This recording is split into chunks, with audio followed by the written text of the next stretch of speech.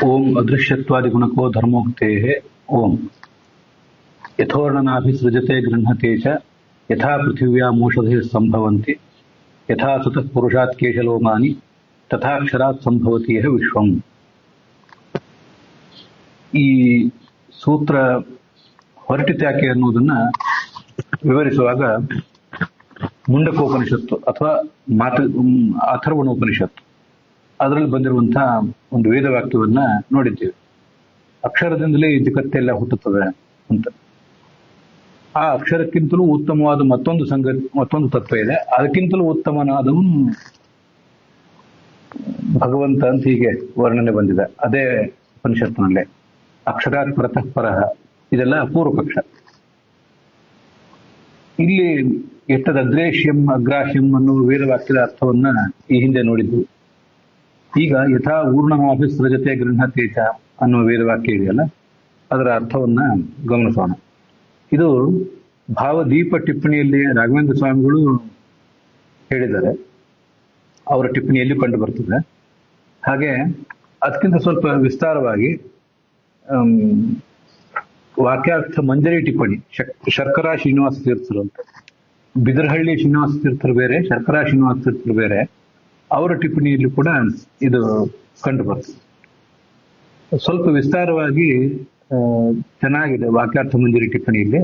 ಅದಕ್ಕಾಗಿ ಅಲ್ಲಿ ಬಂದಿರುವಂತಹ ಅರ್ಥವನ್ನ ಈಗ ತಗೊಳ್ಳೋಣ.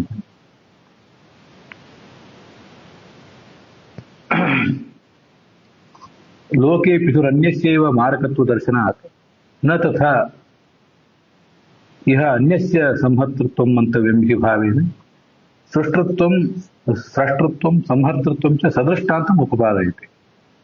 ಈ ಜಗತ್ತಿನಲ್ಲಿ ತಂದೆಯಾದವನು ಒಬ್ಬನನ್ನು ಹುಟ್ಟಿಸಿರ್ತಾನೆ, ಆದರೆ ಕೊಲ್ಲುವವನು ಮತ್ತೊಬ್ಬ ಇರ್ತಾನೆ. ಸಾಮಾನ್ಯವಾಗಿ ತಂದೆಯೇ ಕೊಲ್ಲೋದಿಲ್ಲ, ಇದು ಸಾಮಾನ್ಯ ಹೀಗೆ ಕಂಡಿದೆ. ನ ತಥಾ ಇಹ ಅನ್ಯಸ್ಯ ಸಂಹರ್ತೃತ್ವ. ಆದರೆ ಈ ಜಗತ್ತಿಗೆ ಹೇಗೆ, ಜಗತ್ತು ಈ ಜೀವಜಾಲ ಜಡ ಚೇತನಾತ್ಮಕವಾದ ಪ್ರಪಂಚಕ್ಕೆ ಸೃಷ್ಟಿಕರ್ತ ಒಬ್ಬ, ಹಾಗೆ ಸಂಹಾರಕರ್ತ ಮತ್ತೊಬ್ಬ ಅಂತ ತಿಳ್ಕೋಬೇಕು ಹೇಗೆ ಅಂತ ಪ್ರಶ್ನೆ ಬಂದಾಗ, ಹಾಗೆ ತಿಳ್ಕೋಬಾರ್ದು. ಇಲ್ಲಿ ಸೃಷ್ಟಿ ಮಾಡುವವನು ಸಂಹಾರ ಮಾಡುವವನು ಒಬ್ಬನೇ ಆಗಿದ್ದಾನೆ ಅನ್ನೋದನ್ನು ತಿಳಿಸ್ಲಿಕ್ಕಾಗಿ ಒಂದು ದೃಷ್ಟಾಂತದ ಮೂಲಕವೇ ಅದನ್ನು ತಿಳಿಸ್ತಾ ಇದ್ದಾರೆ. ಯಾವುದು ದೃಷ್ಟಾಂತ? ಯಥಾ ಊರ್ಣನಾಭಿಹಿ ತಂತುವಾಯಕಃ ಸ್ವಭುಕ್ತ ಮನ್ನಾದಿಕಂ ತಂತ್ವಾದ್ಯಾಕಾರೇಣ ಸೃಜತೆ.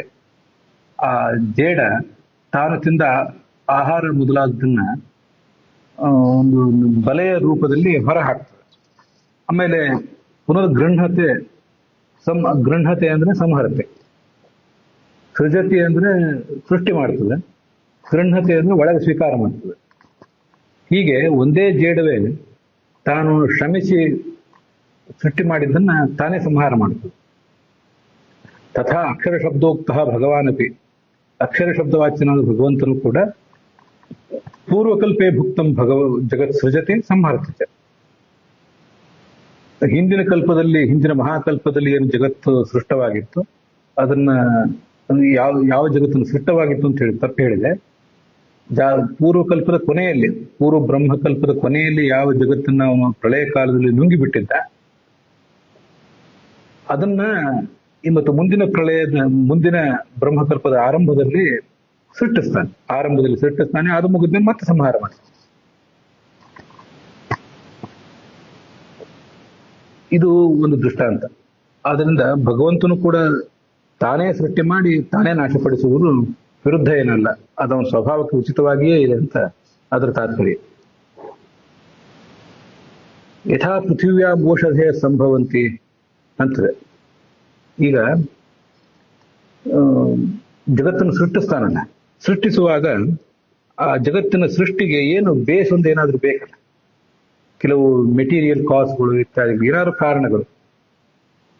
ಶೂನ್ಯದಿಂದ ಸೃಷ್ಟಿ ಅಲ್ಲ, ಏನಾದ್ರೂ ಒಂದು ಕಾರಣ ಬೇಕು. ಯಾವುದನ್ನು ಅನುಸರಿಸಿ ಇವು ಈ ಜಗತ್ತನ್ನು ಸೃಷ್ಟಿಸ್ತಾನೆ ಅಂತ ಪ್ರಶ್ನೆ ಬಂದ್ರೆ ಅದಕ್ಕೆ ಯಥಾ ಪೃಥಿವ್ಯಾ ಮೋಷಧೆ ಸಂಭವಂತಿ ಅಂತ ದೃಷ್ಟಾಂತದಿಂದ ಉತ್ತರ ಕೊಡ್ತಾರೆ. ಆ ಮೂರು ದೃಷ್ಟಾಂತಗಳೇನಿವೆ ಒಂದೊಂದು ಭಗವಂತನ ಸ್ವಭಾವವನ್ನು ತೋರಿಸಲಿಕ್ಕಾಗೇ ಇರುವಂಥವು.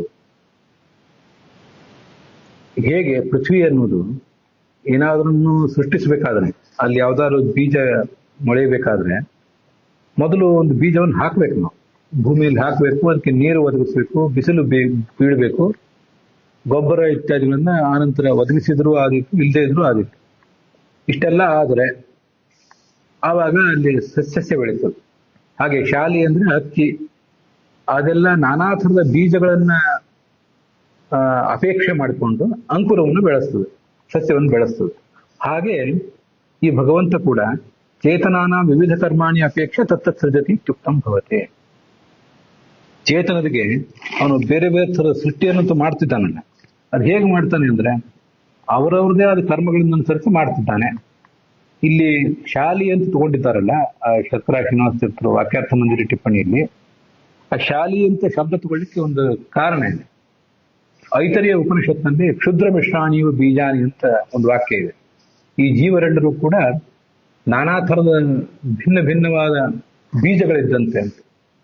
ಅಲ್ಲಿ ಐತರಿಯ ಉಪನಿಷತ್ತಿನ ಭಾಷ್ಯದಲ್ಲಿ ಯಥಾ ಶಾಲ್ಯಾದಿ ಬೀಜಾನಿ ಭಿನ್ನ ಕರ್ಮಾಣಿ ಸರ್ವಶಃ ಏವಂ ತೃಣಾದಿ ಬ್ರಹ್ಮ ಜೀವರೆಲ್ಲರೂ ಕೂಡ ಹಾಗೆ ಗೋಧಿ, ಅಕ್ಕಿ, ತೊಗರಿ ಮೊದಲಾದ ಬೇರೆ ಬೇರೆ ಜೀವರು ಹೇಗೋ ಹಾಗೆ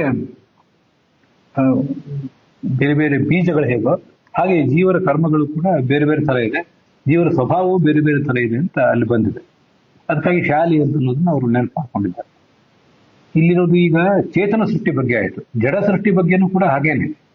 ಜಡವಾದಂತಹ ಮಹತ್ತತ್ವ, ಅಹಂಕಾರ ತತ್ವ ಇತ್ಯಾದಿ ಹುಟ್ಟುವಾಗಲೂ ಕೂಡ ಪ್ರಕೃತಿಯನ್ನು ನಿಮಿತ್ತವಾಗಿ ಮಾಡಿಕೊಂಡೇ ಹುಟ್ಟಿಸ್ತಾನೆ ಅಂತ ಅದು ತಾತ್ಪರ್ಯ. ಜಡವನ್ನು ಅವ್ರು ಹೇಳಲಿಲ್ಲ, ನಾವು ತಿಳ್ಕೊಳ್ಬೇಕು ಅಂತ ನಂದು ಆಲೋಚನೆ.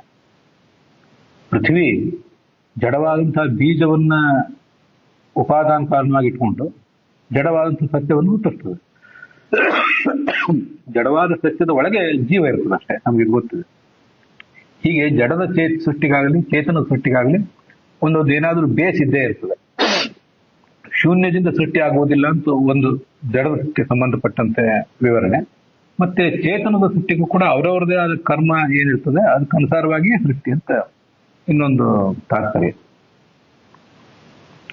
ಮತ್ತೆ ಯಥಾಸತ ಪುರುಷಾತ್ ಕೇಶಲೋಮಾನಿ ಅಂತ ಮುಂದಿನದಿದೆಯಲ್ಲ, ಅದನ್ಯಾಕೆ ತಗೊಂಡಿದ್ದಾರೆ ಅಂದ್ರೆ ಭಗವಂತ ಲೀಲಾಜಾಲವಾಗಿ ಜಗತ್ತನ್ನು ಸೃಷ್ಟಿಸ್ತಾನೆ ಅನ್ನೋದನ್ನು ತಿಳಿಸ್ಬೇಕಾಗಿದೆ. ಅದಕ್ಕಾಗಿ ಆ ದೃಷ್ಟಾಂತ. ಈ ಕುಂಬಾರ ಮೊದಲಾದವರು ದೃಷ್ಟಾಂತವನ್ನ ಇಲ್ಲಿ ಕೊಡ್ಲಿಲ್ಲ, ಬೇರೆ ಕಡೆ ಕೊಟ್ಟಿದ್ದಾರೆ, ಇಲ್ಲಿ ಕೊಟ್ಟಿಲ್ಲ. ರುದ್ರಾಧ್ಯಾಯದಲ್ಲಿ ನಮಃ ಕುಲಾಲೇಭ್ಯ ಕರ್ಮಾರೇಭ್ಯ, ಭಗವಂತ ಒಬ್ಬ ಕುಂಬಾರ ಇದ್ದಂತೆ, ಅವನು ಕರ್ಮಾರ ಅಂದ್ರೆ ಕಮ್ಮಾರ ಇದ್ದಂತೆ, ತಕ್ಷಭ್ಯ ಬಡಿಗರವನಿದ್ದಂತೆ ಅಂತೆಲ್ಲ ಅಲ್ಲಿ ವರ್ಣನೆ ಮಾಡಿದ್ದಾರೆ. ಅವನು ಆ ಥರ ಅಲ್ಲ ಅಂತಲ್ಲ, ಆದ್ರೆ ಮುಖ್ಯವಾಗಿ ಇಲ್ಲಿ ದೃಷ್ಟಾಂತ ಕೊಟ್ಟಿರೋದು ಯಥಾ ಸತಃ ಪುರುಷಾತ್ ಕೇಶಲೋಮಾನ್. ಬದುಕಿದ್ದಾನೆ ಅಂತ ಆದ್ರೆ ಮನುಷ್ಯ ಅನಾಯಾಸವಾಗಿ ಬೆಳೆಯುವುದು ಯಾವುದು? ತಲೆ ಮೇಲಿನ ಕೂದಲು ಮತ್ತೆ ಉಳಿದ ರೋಮಗಳು ಅಂತ ಹೀಗೆ ದೃಷ್ಟಾಂತ. ಬೇರೆ ಏನನ್ನಾದ್ರೂ ದುಡ್ಡು ಬೆಳೆಸಬೇಕಾದ್ರೆ, ಜ್ಞಾನ ಬೆಳೆಸಬೇಕಾದ್ರೆ ವಿಶೇಷ ಪ್ರಯತ್ನ ಬೇಕು. ಆದ್ರೆ ಕೂದಲು ಬೆಳಿಲಿಕ್ಕೆ ಮಾತ್ರ ಏನು ವಿಶೇಷ ಪ್ರಯತ್ನ ಏನು ಬೇಕಾಗಿಲ್ಲ. ಅದನ್ನು ಬೋಳಿಸಿದ ಹಾಗೆ ಬಿಟ್ಟರೆ ಸಾಕು, ಅನಾಯಾಸ ತಾನೇ ಬೆಳೀತದ, ನಮ್ಗೆ ಗೊತ್ತದ. ಆದ್ರೆ ಒಬ್ಬ ಕುಂಬಾರ, ಒಬ್ಬ ಕಮ್ಮಾರ, ಅವನು ಈ ಜಗತ್ತನ್ನು ಸೃಷ್ಟಿಸ್ಬೇಕಾದ್ರೆ ಎಷ್ಟೆಲ್ಲ ಪ್ರಯತ್ನ ಇದೆ ಅದು ನಮ್ಗೆ ಗೊತ್ತಿದೆ. ಮುಂಜಾನೆದ್ದು ಕುಂಬಾರನ್ನ ತನ್ನೆಲ್ಲ ನಿತ್ಯ ವಿಧಿಗಳನ್ನು ಮುಗಿಸಿ ಹಾರ್ಯಾಡಿ ಮಣ್ಣು ತುಳಿಬೇಕು. ಆ ಮಣ್ಣು ತುಳಿದು ಆದ್ಮೇಲೆ ನಾರಿಯರು ಹೊರುವಂತಹ ಐರಾಣಿ ಅಂದ್ರೆ ಆ ಗಡಿಗೆಗಳನ್ನ ಅವ್ನು ಸೃಷ್ಟಿ ಮಾಡಬೇಕು. ಇಷ್ಟೆಲ್ಲ ಪ್ರಯತ್ನ ಇದೆ. ಹಾಗೆಲ್ಲ ಬಹಳ ದೀರ್ಘವಾದ ಪ್ರಯತ್ನ ಪಟ್ಟು ಶ್ರಮಿಸಿ ಭಗವಂತ ಈ ಜಗತ್ತನ್ನು ಸೃಷ್ಟಿಸುವುದಲ್ಲ. ತಲೆ ಮೇಲೆ ಕೂದಲು ಬೆಳೆಯುವುದು ಎಷ್ಟು ಸಹಜವೋ ಹಾಗೆ ಭಗವಂತನಿಂದ ಈ ಸೃಷ್ಟಿ ಆಗುವುದು ಅಷ್ಟೇ ಸಹಜ. ಪುರುಷ ದೇಹ ಶಿರಸಿ ವಿದ್ಯಮಾನ ಕೇಶ, ಪುರುಷ ದೇಹದಲ್ಲಿ ತಲೆ ಮೇಲಿರುವಂತಹ ಕೇಶಗಳು, ಹಾಗೆ ದೇಹೇ ವಿದ್ಯಮಾನಾನಿ ಲೋಮಾನಿ, ದೇಹದಲ್ಲಿರುವ ಲೋಮಗಳು ಅಂತ ಕರೀತಾರೆ. ಇವು ಅನಾಯಾಸ ಹುಟ್ಟುತ್ತವೆ. ಹಾಗೆ ಈ ಜಗತ್ತಿನಲ್ಲೂ ಕೂಡ ಈ ಅಕ್ಷರ ಶಬ್ದವಾಚನಾದ ಭಗವಂತನಿಂದ ಜಗತ್ತೆಲ್ಲವೂ ಕೂಡ ಅನಾಯಾಸವಾಗಿ ಹುಟ್ಟುತ್ತದೆ ಅಂತ ಅನ್ನೋದನ್ನು ತಿಳಿಸ್ಲಿಕ್ಕಾಗಿ ಈ ತರದ ದೃಷ್ಟಾಂತ ಕೊಟ್ಟಿದ್ದಾರೆ ಅಂತ ನಾವು ತಿಳ್ಕೊಳ್ಬೇಕು. ರಾಘವೇಂದ್ರ ಸ್ವಾಮಿ ಟಿಪ್ಪಣಿಯಲ್ಲಿ 819ನೇ ಟಿಪ್ಪಣಿಯಲ್ಲಿ ಇದೇ ವಿಷಯವನ್ನು ಸಂಕ್ಷಿಪ್ತವಾಗಿ ಹೇಳಿದ್ದಾರೆ ಅಷ್ಟೇ. ಕಾರಣತ್ವ ಕರ್ತೃತ್ವ ರೂಪಮಿತಿ ವಕ್ತು ಮಾಧ್ಯ. ಮೊದಲನೇ ದೃಷ್ಟಾಂತ ಏನಿದೆ ಅದನ್ನ ಯಾಕೆ ಕೊಟ್ಟಿದ್ದಾರೆ? ಜೇಡದ ದೃಷ್ಟಾಂತ ಅಂದ್ರೆ ಭಗವಂತನಲ್ಲಿರೋ ಕಾರಣತ್ವ ಇದೆಯಲ್ಲ, ಭಗವಂತ ಈ ಜಗತ್ತಿಗೆ ಕಾರಣ ಆಗಿದ್ದಾನಲ್ಲ, ಅವನು ಈ ಜಗತ್ತಿಗೆ ಉಪಾದಾನ ಕಾರಣ, ವಿವರ್ತ ಕಾರಣ ಅಂತ ಯಾರು ತಿಳ್ಕೋಬಾರದು. ಭಗವಂತನೇ ಈ ಜಗತ್ತಿನ ರೂಪದಿಂದ ಪರಿಣತ ಆಗಿಲ್ಲ, ಹಾಗೆ ನಾವು ಹೇಳೋದಿಲ್ಲ. ಭಗವಂತ ಈ ಜಗತ್ತಿಗೆ ಕೇವಲ ನಿಮಿತ್ತ ಕಾರಣ ಮಾತ್ರ. ನಿಮಿತ್ತ ಕಾರಣ ಅಂದ್ರೆ ಕರ್ತ. ನಿಮಿತ್ತ ಕಾರಣಗಳು ಅನೇಕ ಇವೆ, ಇನ್ಸ್ಟ್ರೂಮೆಂಟ್ಗಳು, ಕಾಲ, ದೇಶ ಇತ್ಯಾದಿ ಎಲ್ಲವೂ ಕೂಡ. ಭಗವಂತ ಜಗತ್ತಿಗೆ ಕಾರಣ ಆಗುವುದು ಅಂದ್ರೆ ಕರ್ತೃತ್ವ ರೂಪವಾದ್ದೇ ಹೊರತು ಭಗವಂತನ ವಿವರ್ತ ಈ ಜಗತ್ತು ಅಂತ ಹೀಗೆಲ್ಲ ಯಾರು ಭಾವಿಸಬಾರದು. ಅದನ್ನು ತಿಳಿಸ್ಕೋಸ್ಕರ ಮೊದಲನೇ ದೃಷ್ಟಾಂತ ಕೊಟ್ಟಿದ್ದಾರೆ. ಅಂಕುರ ಜನನೇ ಪೃಥ್ವಿ ಬೀಜಮೇವ ವಿಶ್ವಸೃಷ್ಟೋ ತತ್ತತ್ಕರ್ಮ ಅಪೇಕ್ಷತೆ ಇದು ದ್ವಿತೀಯ. ಒಂದು ಸಸ್ಯ ಹುಟ್ಟಲಿಕ್ಕೆ ಹೇಗೆ ಆ ಪೃಥ್ವಿಯು ಬೀಜವನ್ನು ಅವಲಂಬಿಸ್ತದೋ, ಹಾಗೆ ಈ ಭಗವಂತ ಜಗತ್ತನ್ನು ಸೃಷ್ಟಿಸಲಿಕ್ಕೆ ಆಯಾ ಜೀವನ ಕರ್ಮವನ್ನೇ ಅವಲಂಬಿಸ್ತಾನೆ ಅಂತ ಅದರ ತಾತ್ಪರ್ಯ. ರಾಘವೇಂದ್ರ ಸ್ವಾಮಿ ಟಿಪ್ಪಣಿಯಲ್ಲಿ ಅಂಕುರ ಜನನಿ ಪೃಥ್ವಿ ಬೀಜಮೇವ ಅಂತ ಒಟ್ಟಿಗೆ ಇದೆ. ಅದು ಪೃಥ್ವ್ಯಾಹ ಬೀಜಂ ಅಂತ ಸಮಸ್ತ ಪದ ಅಲ್ಲ, ಹಾಗೆ ಕಾಣಿಸ್ತದೆ. ಅಂಕುರ ಜನನೇ ಪೃಥ್ವಿ ಬೀಜಂ ಯಥಾ ಅಪೇಕ್ಷತೆ, ನಡುವೆ ಒಂದು ಸ್ಪೇಸ್ ಕೊಟ್ಬಿಡಿ. ಪೃಥ್ವಿಯು ಬೀಜವನ್ನು ಹೇಗೆ ಅವಲಂಬಿಸ್ತದೋ ಹಾಗೆ ಭಗವಂತನು ಕೂಡ ವಿಶ್ವ ಸೃಷ್ಟಿ ಮಾಡುವಾಗ ತತ್ತತ್ ಕರ್ಮ, ಆಯಾ ಜೀವನ ಕರ್ಮವನ್ನು ಅಪೇಕ್ಷೆ ಮಾಡ್ತಾನೆ. ಇತಿ ವಕ್ತು ದ್ವಿತೀಯ. ಅನಾಯಾಸೇನ ತತ್ಸೃಷ್ಟಿ ವಕ್ತು ತೃತೀಯ ದೃಷ್ಟಾಂತ. ಅನಾಯಾಸವಾಗಿ ಜಗತ್ತನ್ನು ಸೃಷ್ಟಿ ಮಾಡ್ತಾನೆ ಅಂತ ತಿಳಿಸ್ಲಿಕ್ಕೋಸ್ಕರ ಮೂರನೇ ದೃಷ್ಟಾಂತ ಕೊಟ್ಟಿದ್ದಾರೆ ಅಂತ ಹೇಗೆ ರಾಘವೇಂದ್ರ ಸ್ವಾಮಿಗಳು ಅದನ್ನು ವಿವರಿಸಿದ್ದಾರೆ. ಸ್ವತಃ ಅಂತಂದ್ರೆ ಬದುಕಿರುವವನು ಅಂತ ಅರ್ಥ. ಹೀಗೆ ಒಟ್ಟು 3 ದೃಷ್ಟಾಂತವನ್ನು ಕೊಟ್ಟಿದ್ದಾರೆ. ಅಲ್ಲಿಗೆ ಇವತ್ತಿನ ಈ ಭಾಗ ಸಮಾಪ್ತ ಆಗಿದೆ.